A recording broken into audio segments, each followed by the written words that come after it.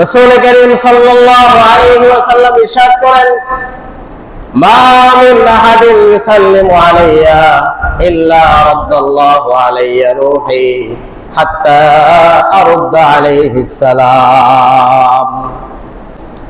যে কোনো ব্যক্তি, পৃথিবীর যে কোনো রাষ্ট্রের হোক, যে কোনো এলাকার মহল্লার হোক, গ্রামগঞ্জের একদম আজোপাড়া গ্রামের হোক, একেবারে গাছের নিচে বসে, কোনো গুহায় বসে, পাহাড়ের চূড়ায় উঠে, বা যে কোনো ধরনের নৌকায় বসে, ঘরে বসে, বিছানায় বসে, দাঁড়িয়ে, যে কোনো ক্ষেত্রেই আমার উম্মত যখন আমার উপর একটি সালাম বর্ষণ করে, হাত্তা ইল্লা রাদ্দাল্লাহু আলাইয়া রূহি, আল্লাহ তাআলা সাথে সাথে আমার রূহ আমার মধ্যে ফিরিয়ে দেন।